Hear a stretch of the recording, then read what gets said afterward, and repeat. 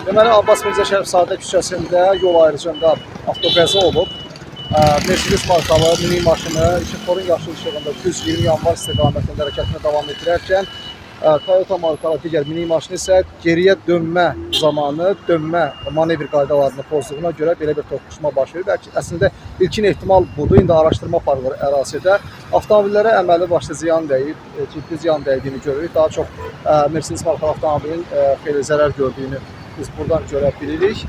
Qəzanın təfərrüatları və səbəbləri araşdırılır və xüsusilə də onu qeyd etmək istəyirəm ki, bu cür qəzalar yol ayrıcında belə qəzalar tez-tez baş verir. Bunun da əslində elə kökündə dayanan səbəb ondan ibarətdir ki, tələskənlik, daha tez çatım, daha mən bu maşını keçəcəm prinsipi ilə hərəkət edirlər və nəticədə yol ayrıcında bənzər hadisələr tez-tez baş verir. Şükür ki, bu dəfəki hadisədə hər hansı xəsarət və ölüm halı qeydə alınmayıb, amma təəssüf ki, belə hadisələrdə bəzi hallarda ölüm və ağır xəsarət halları da qeydə alınır.